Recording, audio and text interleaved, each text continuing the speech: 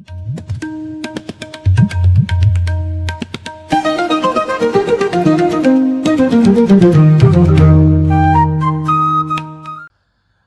साथियों, देश टेस्टरों के एक और नए सेगमेंट में आप सभी का स्वागत है।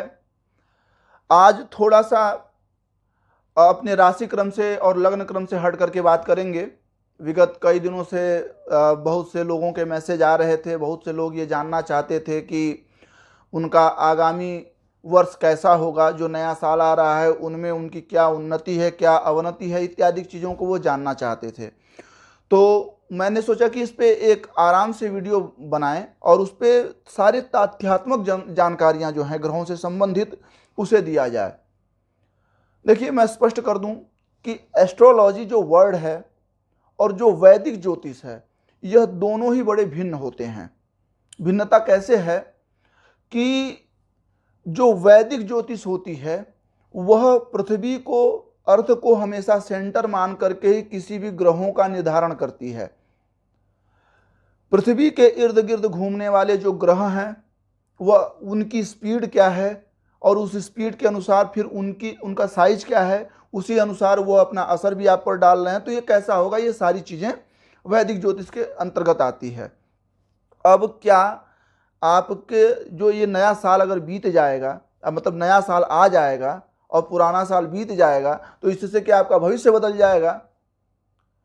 यही सारी चीज़ों को हम आज के वीडियो में जानेंगे। देखिए, सबसे पहली बात यह है कि जो वैदिक ज्योतिष का क्रम निर्धारण है वो इस बात पे डिपेंड करता है कि ब्रह्मा जी ने जब इस सृष्टि की रचना करी थी तो वो चैत्र शुक्ल पक्ष प्रतिपदा के दिन की थी। चैत्र शुक्ल पक्ष प्रतिपदा को इस सृष्टि का निर्माण हुआ था और हमारी सारी व्यवस्था जो है, सनातन संस्कृति की सारी व्यवस्था चैत्र शुक्ल पक्ष प्रतिपदा से ही प्रारंभ होती है। वह 31 दिसंबर के बाद 1 जनवरी के रात्रि काल से हमारी कोई परंपरा शुरू नहीं होती है। तो इसके बदल जाने से आपके ग्रहों पर या आपके भविष्य पर कोई असर नहीं पड़ने वाला है।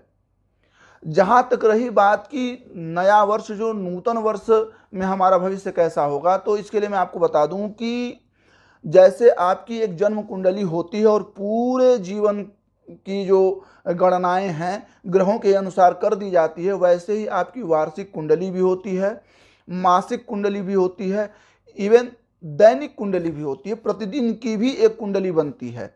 लेकिन इसको निर्धारित कौन करता है?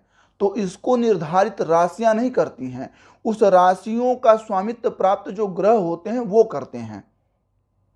अब जाहिर सी बात है कि यदि कोई ग्रह एक राशि पर 2.5 साल रह रहा है, जैसे शनि है, शनि एक राशि पर 2.5 साल बिताते हैं और लगभग 30 साल उनको लग जाते हैं पूरी 12 राशियों का परिभ्रमण करने पर। इसका मतलब क्या है कि सूर्य के एक चक्कर लगाने में उनको लगभग 30 साल लग जाते हैं। तो फिर क्या ऐसे व्यक्ति की वार्षिक कुंडली नहीं होगी? होगी। उसके लिए यह देखना पड़ेगा कि वर्ष में राशि बदलता कौन है। तो आइए सर्वप्रथम तो ये जानेंगे कि जो ग्रह हैं उन ग्रहों की स्पीड क्या है, उन ग्रहों की चाल क्या है, वो राशि कैसे बदलते हैं। तब उसके बाद ये देखना पड़ेगा कि वह आपकी यदि संबंधित राशि है तो आप पर असर कैसे पड़ता है। देखिए, सूर्य हमारी ऊर्जा का सोर्स है। वो ओनली वन एक एनर्जी, आप पावर हाउस कह लें उनको। हमारी पृथ्वी के लिए ऊर्जा का अगर कोई एकमात्र सोर्स है तो वह है सूर्य। तो हम सूर्य से ही प्रारंभ करेंगे। सूर्य एक अंश एक दिन में उनका परिभ्रमण काल होता है, एक अंश ही वह चल पाते हैं और एक राशि में टोटल 30 अंश होते हैं। तो मतलब क्या है कि 30 दिन सूर्य को लग जाता है एक राशि में चलने पे और 12 महीने लग जाते हैं पूरे एक क्या बोलते हैं सौर वर्ष को पूरा करने में। क्योंकि जब वह 12 राशियों का परिभ्रमण पूरा कर लेंगे तो जो है एक वर्ष सौर्य के अनुसार एक वर्ष हम लोग मान लेते हैं। लेकिन यह पृथ्वी का वर्ष नहीं है। पृथ्वी 5-6 दिन अधिक ही ले लेती है उस सूर्य की परिक्रमा करने में। तो सूर्य अपने हिसाब से चल रहे होते हैं। तो अब राशि आपकी, यदि मान लीजिए कि आपकी मेष राशि आ गई, तो सूर्य मेष में कब आ रहे हैं या फिर वृष के ऊपर क्या असर डालेंगे? क्योंकि 12 महीने में उनको 12 राशियां चलनी है। तो सूर्य जहां जहां अपनी गति करेंगे वैसे वैसे अनुसार लोगों का भाग्य और भविष्य बदलेगा। दूसरी चीज यदि इसमें देखें तो अगर अंग्रेजी मान्यता के अनुसार आप जाते हैं जो कि ग्रेगोरियन कैलेंडर है, उसके हिसाब से अगर आप जाएंगे तो वहाँ वेस्टर्न में यह परंपरा रही है कि जो राजा सबसे ताकतवर था उसके नाम का महीना बना दिया गया। अगस्टाइन के हिसाब से आपने अगस्त बना दिया तो जूलियट के हिसाब से आपने जुलाई बना दी।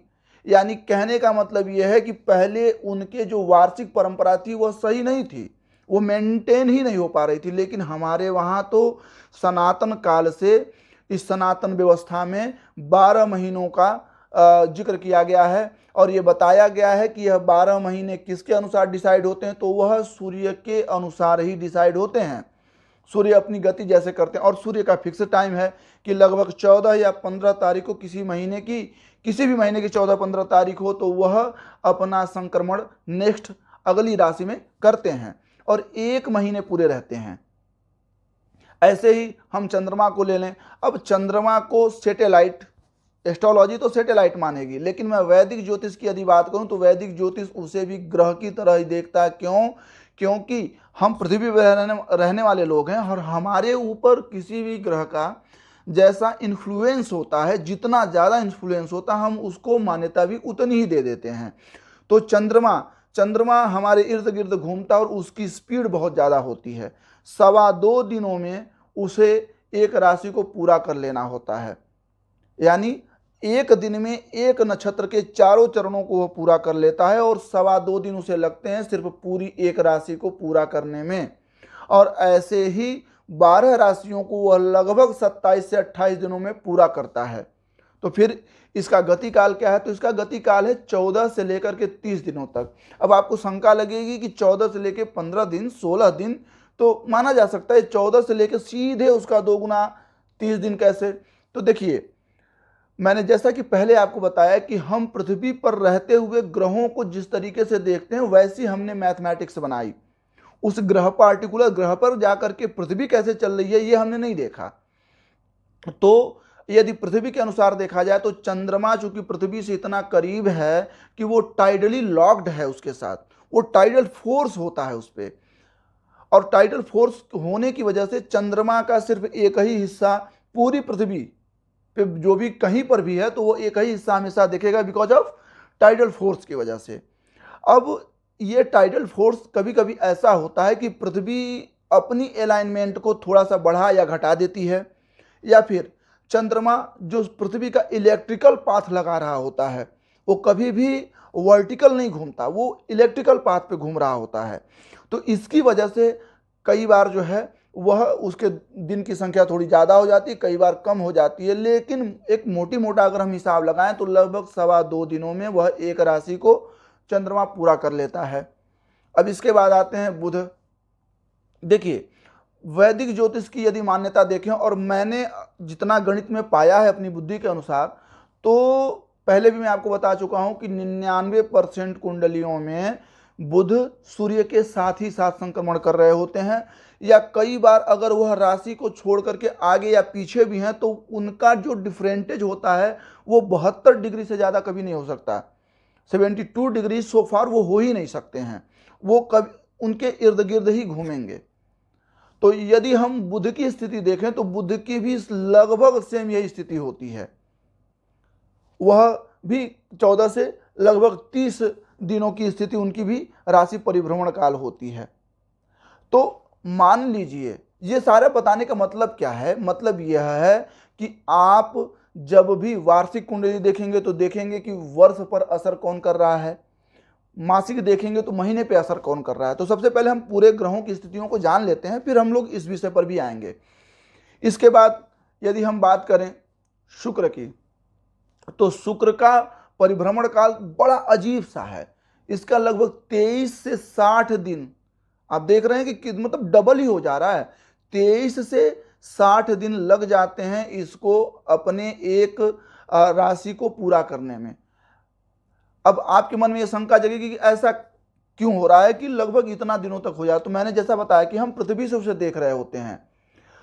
एक होता है कि सूर्य की परिक्रमा आप कितने दिनों में करते हैं, और एक होता है कि आप अपनी ही धुरी पर कितना टाइम लगाते हैं एक पूरे चक्कर को लगाने में। जैसे पृथ्वी 24 घंटे लगा देती है एक चक्कर को लगाने में और 365 दिन लगा देती है सूर्य का एक चक्कर लगाने में। शुक्र के साथ ऐसा नहीं है। शुक्र पृथ्वी और सूर्य के बीच में है, यानी पृथ्वी 15 करोड़ किलोमीटर दूर है, 150 मिलियन किलोमीटर दूर है अगर सूर्य से, तो वहीं सिर्फ 100 मिलियन किलोमीटर की दूरी है शुक्र की सूर्य से। तो जाहिर सी बात है वो जल्दी उसकी परिक्रमा लगा लेगी, लेकिन वो अपने खुद के अक्ष पर बहुत धीरे घूम रही होती है। तो इन दोनों का कैलकुलेशन करके हम ये लेते हैं कि 23 से लेकर लगभग 60 दिनों तक शुक्र अपना परिभ्रमण करते हैं, यानी 1 महीने से लेकर के 2 महीने तक वह किसी एक राशि में अपना समय बिता सकते हैं। ऐसे ही हम मंगल को ले लें। अब मंगल ठीक हमसे 5 करोड़ किलोमीटर और दूर पड़ जाता है सूर्य से। इसका परिभ्रमण काल लगभग 45 दिनों का होता है एक राशि पर। अब आप ये सोच लें कि लगभग वह 1.5 महीने यदि किसी एक राशि पे रह रहा है तो उसको एक साल में लगभग 18 महीने के करीब लग जाएंगे उसको 12 राशियों को पूरा करने में। तो जब हम मंगल से किसी की कुंडली देख रहे होते हैं या मंगल की राशि के अंतर्गत यदि कोई जातक है, जैसे मंगल की मेष और वृश्चिक यह 2 राशियां हैं, तो उसके अंतर्गत यदि कोई जातक है तो ये भाई मंगल का यदि जातक है तो मंगल आएंगे तो उसके लिए मांगलिक ही मांगलिक करेंगे, लेकिन मंगल रहेंगे कितने दिन, तो मंगल उसकी राशि पर 45 दिन का ही समय दे पाएंगे, 1.5 महीने का ही समय दे पाएंगे। इसके साथ फिर हम आगे बढ़े बृहस्पति। तो बृहस्पति से एक और इंटरेस्टिंग फैक्ट आपको बताना चाहूंगा। इस वर्ष नेक्स्ट वर्ष में अंग्रेजी के हिसाब से जो नेक्स्ट वर्ष है उसके अनुसार महाकुंभ का आयोजन है प्रयागराज में, आप सभी को विदित है। अब यह महाकुंभ कैसे, तो आप में से ज़्यादातर दर्शक ये जानते होंगे कि जब बृहस्पति अपने पूरा एक परिभ्रमण कर लेते हैं, यानी सूर्य की एक परिक्रमा अर्थात 12 राशियों का जब चक्कर लगा लेते हैं तो हमारे वहाँ महाकुंभ का आयोजन होता है। और 3-3 साल करके लगभग 4 जगहों में कुंभ होता है, तो हर 3 साल बाद एक जगह का महाकुंभ आता ही आता है। तो जो प्रयागराज का कुंभ है वह कुंभ अब 12 राशियों का परिभ्रमण इन्होंने पूरा कर लिया। और एक राशि पर रहते हैं कितने दिनों तक हैं, तो एक राशि पर उनको रहने 12 महीने लग जाते हैं, यानी पूरा एक साल वह एक राशि पे रहते हैं। और ऐसे 12 सालों में वह सूर्य की एक परिक्रमा करते हैं। इसीलिए हम लोग जब सूर्य की एक परिक्रमा बृहस्पति पूरी कर लेते हैं तो महाकुंभ का आयोजन होता है। अब आप कहेंगे कि अन्य भी ग्रह तो कर रहे हैं तो फिर इनको ही क्यों लिया जाता है। देखिए, बृहस्पति हमारे प्रोटेक्टर हैं। एनर्जी का केवल मात्र एक सोर्स सूर्य हो सकते हैं। सूर्य हमें जिंदा रखने के लिए एनर्जी का जो सोर्स है वो प्रदान तो कर रहे हैं, लेकिन हमारी रक्षा के लिए यदि कोई नियुक्त है तो वह है बृहस्पति। और बृहस्पति अपनी मैसिव ग्रेविटी से जो है, जो पृथ्वी के बाद जो मंगल है और मंगल और बृहस्पति के बीच में आने वाले एस्टेरॉयड बेल्ट के जो छोटे छोटे पत्थर हैं जिनको हमारी बगल से गुजरते हुए मंगल क्या करता है, खींच लेता है और फिर मंगल अपने आगे निकल जाता है और वो जो एस्टेरॉयड हैं वो सीधे पृथ्वी को हिट करते हैं। तो उनके हिट से बचाने के लिए हमेशा बृहस्पति तत्पर रहते हैं और बृहस्पति अपनी सुपर मैसिव ग्रेविटी से उन सभी को अपनी तरफ खींच लेते हैं, उनको हम पर पड़ने ही नहीं देते हैं। तो ऐसे 12 सालों तक आपने हमारी रक्षा की है, 12 सालों तक आप हमारी पृथ्वी को जीवंत बनाए रखे हैं। इसके धन्यवाद के लिए हम लोग उस महाकुंभ का आयोजन करते हैं और उन बृहस्पति को धन्यवाद देते हैं। देखिए, सनातन परंपरा बहुत अद्भुत है। आप जितना इसको जानेंगे, जितना इसमें घुसेंगे, जितना पढ़ेंगे तो देखा जाएगा कि यह परंपरा ही धन्यवाद की परंपरा है। यदि हमें एक पेड़ से, एक पौधे से भी लाभ हुआ तो हमने उसे भगवान मान लिया। भगवान क्यों माना कि हम इसका सम्मान भगवान की तरह करेंगे, ये हमें फायदा, ये हमें जीवन दे रहा है तो इसको नष्ट भी हम नहीं होने देंगे। यानी सनातन क्या है, सनातन प्रकृति है। आप इस धर्म को, इस परंपरा को खत्म नहीं कर सकते हैं। क्यों? क्योंकि प्रकृति के साथ यदि चलने वाला इकलौता कोई धर्म है तो वह सनातन है। तो उस सनातन ने जो अपना रक्षक है, हमारी रक्षा करने वाले जो देवगुरु बृहस्पति ग्रह है, उस बृहस्पति का जब एक सर्कल पूरा होता है तो वह हमारे वहाँ एक आयोजन के रूप में देखा जाता है। और बहुत से लोग कल्पवास करके और फिर स्नान करते हैं। चूँकि कुंभ तो प्रति वर्ष लगता है, लेकिन जो महाकुंभ होता है उसकी विशेषता यही है। तो बृहस्पति यदि किसी की भी राशि पर असर करेंगे तो वह कहीं एक जगह बैठ करके, किसी एक राशि पर बैठ करके ही वार्षिक कुंडली के अनुसार देखेंगे। ऐसे ही हम शनि में आ जाएं तो शनि को आलसी ग्रह माना जाता है। चूंकि शनि इतना दूर भी है सूर्य से कि उसका एक परिभ्रमण करने में, यानी 12 राशियों का वह एक चक्कर लगाने में लगभग 30 साल का समय लेते हैं। लगभग क्या, 30 साल ही लेते हैं वो। तो कहने का मतलब क्या है कि अगर आप उस 30 डिवाइडेड बाई 12 अगर आप करेंगे तो आपको मिलेगा 2.5 साल लगभग वह एक राशि में रह रहे हैं। और इन्हीं क्रमों से जो शनि की 7.5 लोग कहते हैं उसे देखा जाता है। यानी जैसे देखिए, इस वर्ष अभी जो है वह कुंभ पर शनि बैठे हुए हैं, तो कुंभ पर वो 2.5 साल रहेंगे। तो कुंभ के एक पहले मकर और कुंभ के एक आगे मीन, इन तीनों जगहों पर, तीनों राशियों पर वो अपना असर डालेंगे। जो मकर है यानी इसके ठीक एक पहले की जो राशि है उस पर कैसा असर होगा, तो उस पर असर होगा 5 साल से लेकर के 7 साल, 7.5 साल के बीच वाला। लेकिन जहाँ बैठे हैं वहाँ कैसा असर होगा, तो वहाँ असर होगा उनका 2.5 से लेकर के और 5 साल के बीच वाला। लेकिन जो आगामी है यानी जो मीन राशि उसके आगे पड़ रही, उस पर कैसा असर होगा, तो उस पर अभी 7.5 शुरू हुई है, यानी 0 से लेकर के और 2.5 साल के बीच वाला असर उनके पर देखा जाएगा। फिर उनकी 8वीं दृष्टि, 7वीं दृष्टि जहाँ पड़ रही है यानी ठीक सामने, तो वहाँ ढैया देखा जाएगा। यानी अपनी ठीक सामने की जो राशि है उस पर वह 2.5 साल का ही असर देंगे। तो इनका परिभ्रमण काल बहुत लंबा है, इसीलिए हम इन्हें बहुत स्लो ग्रह कह देते हैं। बहुत धीरे धीरे इनका परिभ्रमण काल होता है। तो 7.5 का मतलब यह नहीं होता है कि आपके जीवन में सिर्फ कष्ट और व्याधि ही रहेगी, ऐसा कभी नहीं है। कहीं भी ज्योतिष शास्त्र इस बात को कहता नहीं, क्योंकि हमेशा 3 राशियों पर तो शनि को चलना ही चलना है।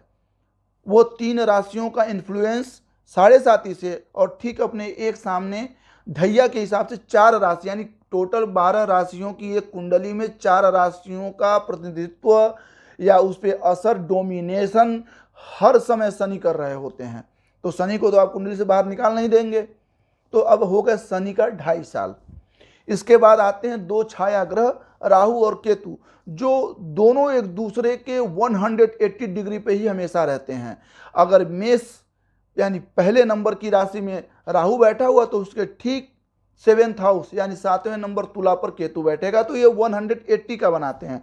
और वह कितने दिन रहते हैं, तो वह रहते हैं लगभग 1.5 साल, 1.5 ईयर जो है इनका भी परिभ्रमण काल किसी एक राशि पर होता ही होता है। तो आई होप कि आप लोग ग्रहों की चाल को या वो किस राशि पर कितने दिनों तक रहते हैं ये आप समझ गए होंगे। अब आते हैं जो प्रश्नों का विषय है, जिसको काफ़ी ज़्यादा पूछा गया है कि मेरी राशि कैसी होगी या मेरा प्रभुत्व कैसा होगा। तो जैसा कि मैंने आपको बताया कि अभी तो आप नए वर्ष से तो अपनी राशि को लीजिए ही मत। जब सूर्य मेष राशि में पहुंचेंगे, सनातन धर्म का जो है 9 वर्ष प्रारंभ होगा, तो फिर उसके हिसाब से प्रोडिक्शन होगी कि कौन कहाँ कैसे बैठता है। फिर भी एक आपको मैं समराइज जानकारी मैं आपको दे देता हूँ। सबसे पहले हम मेष राशि को ले लेते हैं। अब मेष राशि के जो जातक हैं, यदि वह अपनी वार्षिक कुंडली देखना चाहें तो सबसे पहली बात है, कुंभ पर बैठा हुआ शनि वो तो 2.5 साल चलेगा, तो वो तो अपनी जगह नहीं बदलने वाला। लेकिन 11 नंबर पर बैठा हुआ शनि 1 नंबर के 11वें भाव में है भाई, तभी तो 11th हाउस में है। और 11th हाउस होता है इनकम का स्वामी। तो जो भी मेष राशि के स्वामी हैं, मतलब मेष राशि के जातक हैं, उनका जो इनकम ऑफ ग्रोथ होगा वह बहुत स्लो होगा, धीरे धीरे चलेगा। लेकिन एक प्लस पॉइंट ये रहेगा कि बहुत ज़्यादा स्टेब्लिश होगा। वो आपसे छूटेगा नहीं। परिस्थितियां चाहे जितनी भी विपरीत आपके आ जाएं, वह छूटेगा नहीं, वो स्टेब्लिश बना ही रहेगा। अगर वो कम ही धन आता है लेकिन निरंतरता उसमें बनी रहेगी, वह कभी खत्म नहीं होगा, वो चलता रहेगा। ग्रोथ, आप अगर न 10 कदम चल करके एक भी कदम अगर आपने आगे बढ़ाया है तो वह एक कदम से पीछे कोई नहीं हटा सकता है। शनि का ये बहुत अच्छा गुण है कि आपने जितनी ग्रोथ की है ना, उससे पीछे शनि नहीं आने देता है। एक दीवार बन करके, एक ताकत बन करके खड़ा हो जाता है। स्पीड भले स्लो होगी लेकिन पीछे नहीं आने देगा। तो जो भी मेष राशि के जातक हैं उनका उपचय स्थान का स्वामी शनि बनेगा वार्षिक कुंडली में। तो शनि जो है उनको ग्रोथ तो देगा, स्लो ग्रोथ देगा, लेकिन स्टेब्लिश करके देगा। साथ ही साथ सालाना ग्रहों के हिसाब से अगर हम आप देख लें, जैसे कि एक राशि में एक साल तक बृहस्पति महाराज रहते हैं, तो बृहस्पति दूसरे यानी वृष राशि में बैठ करके लगभग साल भर चलेंगे और लगभग बीच में या 3.5 में जाकर के वो इस चीज़ को चेंज करके वो सीधे मिथुन में चले जाएंगे। तो अब हम उसको वृष से ही लेकर के चलते हैं। तो ये क्या हुआ, तो मेष राशि के लिए वृष दूसरे नंबर की राशि है, मेष के ठीक बगल वाली राशि। अब मेष राशि को अगर लग्न मान लें हम, लग्न पे मैंने वीडियो बना रखा है, राशि पे सेपरेट और लग्न पे सेपरेट वीडियो बना रखा है। तो जो लग्न के अनुसार भी उसको जानना चाहते हैं तो वो जाकर के इसे देख लेंगे। प्रिय जो वीडियो है उसमें आप विजिट कर करके उस चीज़ को और अच्छे तरीके से समझ सकते हैं।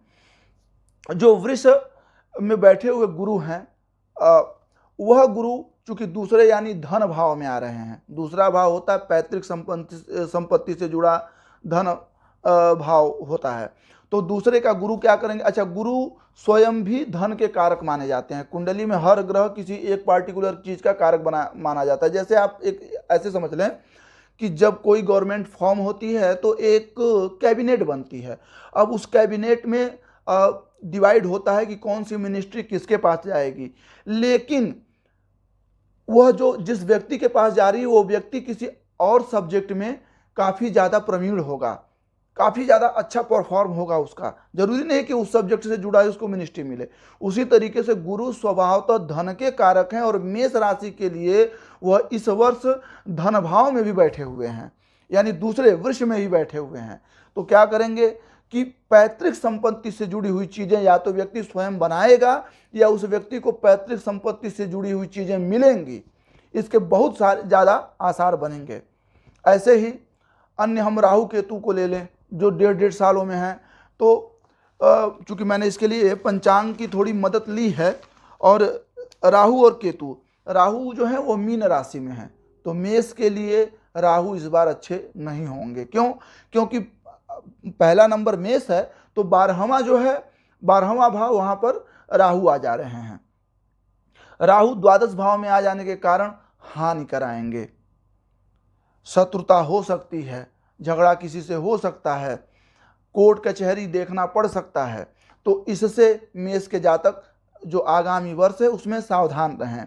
वहीं केतु जो कि 1.5 साल तक चलेंगे कन्या राशि में होकर के, तो कन्या इनके कैसे आएगी, छठे भाव में आएगी। तो केतु भी इस बार थोड़ा अच्छा रिस्पांस आपको नहीं देंगे। वैसे कहा यह जाता है कि राहु और केतु में कोई एक ही ग्रह बुरा होता है तो दूसरा अच्छा स्वभाव तो होता है। केतु रोगों की वृद्धि इस बार कर सकते हैं, यह आप मान के चलें। तो रोगों से भी सावधान रहें।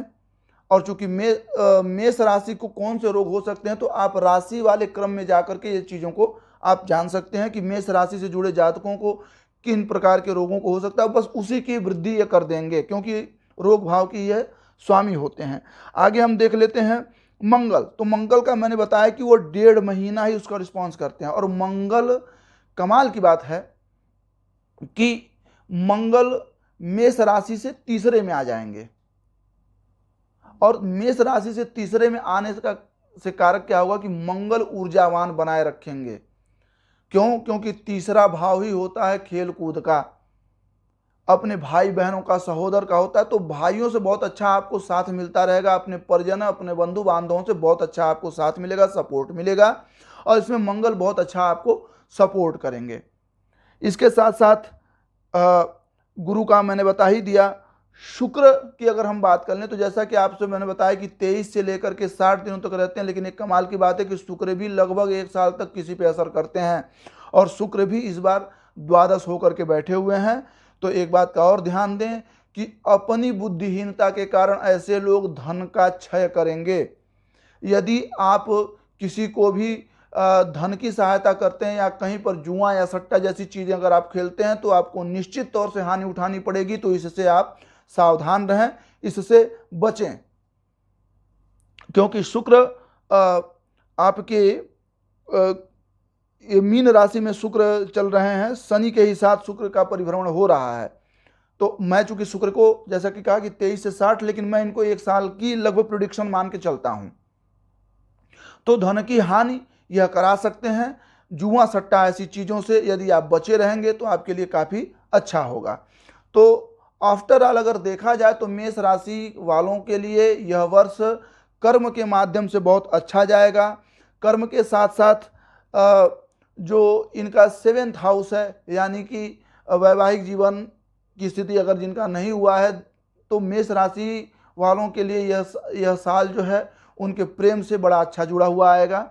विवाह के योग बनेंगे।